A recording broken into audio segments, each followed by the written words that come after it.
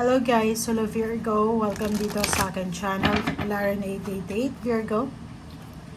Alamin natin ko ng messages, vibration, gabay energy para sa inyong lahat. General reading, so pwede kang makaresonate. Okay Virgo, first 2 weeks to ng November 2024. Okay, Virgo, wow, door to value. Door to value. So, yung door to value na yan is maraming magbubukas sa'yo na opportunities. Magbubukas na pagkakataon, posibilidad sa usaping pera. So, may mga pinto na siguro hindi mo akalain na magbubukas para sa'yo. Okay?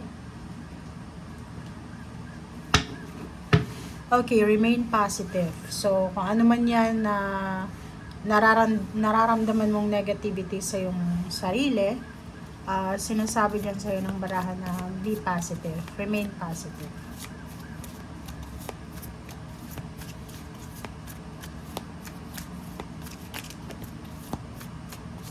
Okay, boundaries. Wow. Okay. So, yun.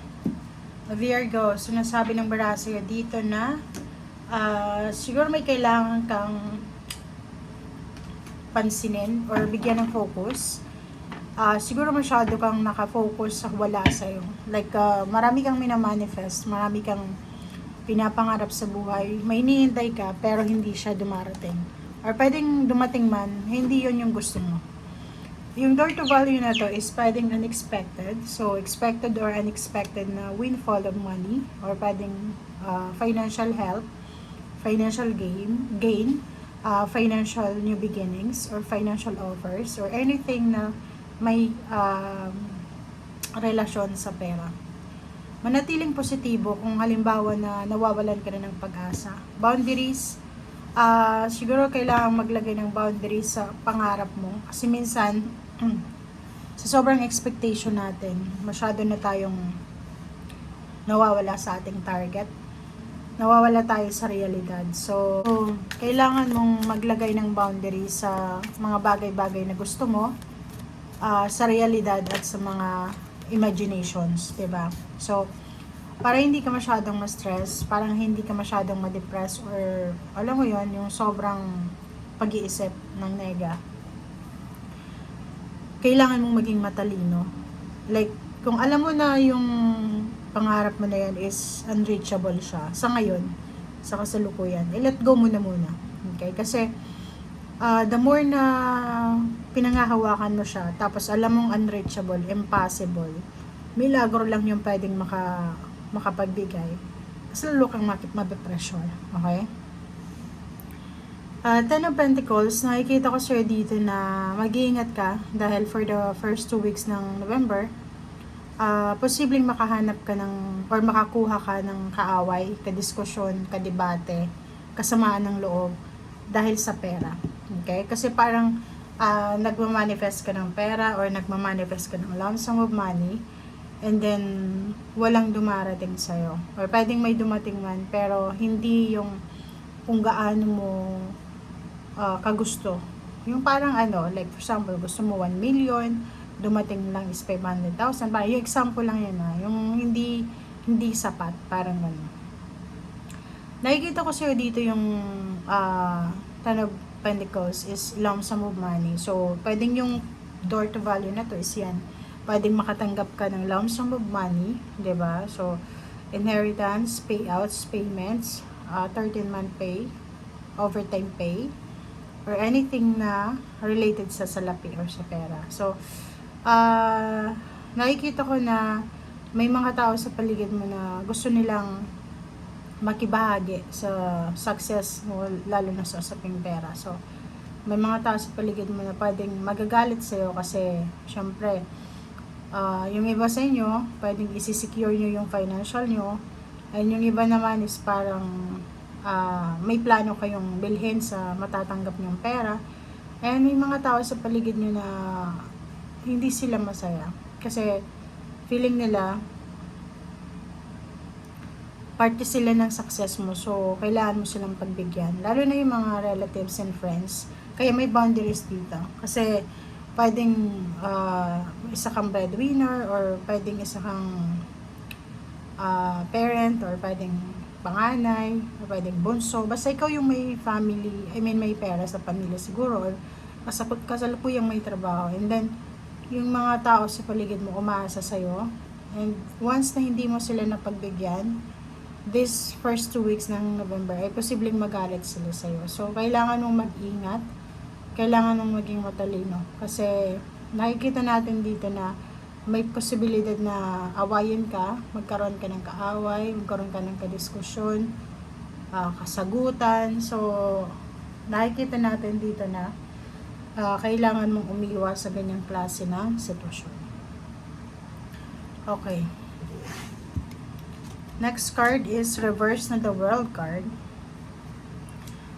Nakikita ko sa'yo dito na may minamanifest ka na endings or positive endings. But for the first 2 weeks ng November, hindi pa siya possible. So, halimbawa, nagpapagawa ka ng bahay and minamadali mo na siya, hindi mo siya matatapos within the 2 months or within the 2 weeks of the November, first week ng November. So, sinasabi sir dito ng barahan na kailangan mong wag masyadong madali. Okay? Kailangan mo dito yung sobrang pasensya. Kailangan mong maghintay. Magtiyaga.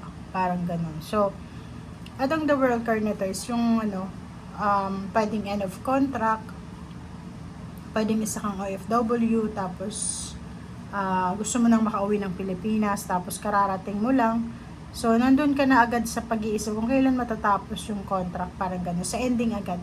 Yung iba naman is pwedeng kung nag-take ka ng board exam, hindi pa dumarating yung result. So, parang nakikita ko na medyo na iinip ka na. Diba? Parang mayroon kang pagkainip.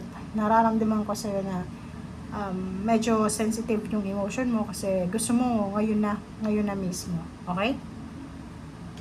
Okay. Ano pa ba? 7 of Wands, 6 of Cups, and 6 of Pentacles.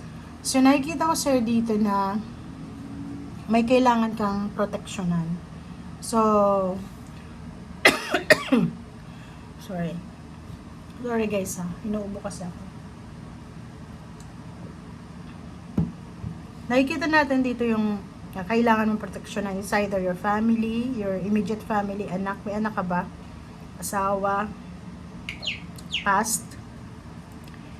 May kailangan kang proteksyonan. Or pwedeng etong pera na darating sa'yo ay pwedeng yan ay bayad sa utang. So kung marami kang utang, sinasabi dyan sa'yo na nakalaan yung perang matatanggap mo sa utang or kung ano man yan, na financial na yan na kailangan i-settle. Kaso lang, yun nga, maraming mga tao sa paligid mo na hindi sila magiging masaya. Okay? Nakikita ko sa dito ang daming parang hindi parang ang tawag dito, hindi sila masaya sa success na natatanggap mo. Parang ganun. Kasi gusto nila maging part sila ng success na yan. 4 of Cups and Ace of Cups. Pero nakikita ko sir dito, ngayong first 2 months, first 2 weeks ng November 2024, magiging masaya ka pa rin. Magiging sobrang happy ka, magiging sobrang peace ka kasi yung minamanifest mo na andito na. Pero hindi yung sabi ko sa'yo dito, 1 million yung gusto mong makuha, pero 500 lang. So, kalahati lang. So, masaya pero hindi masyadong kontento. Parang ganun. So, itong 4 of Cups, nakikita ko sa'yo dito na bigyan mo ng oras yung sarili mo na makapagpahinga, makapag-reflect, makapag-isip, makapag-spend time sa mahal mo sa buhay, makapag bisita sa mga gusto mong bisitahin, ganito. And Ace of Cups, nakikita ko sir dito na unahin mo daw yung kaligayahan bago yung kaligayahan ng mga tao sa paligid mo. King of Swords, nakikita ko sir dito na nakafocus ka sa kung ano yung gusto mo. So,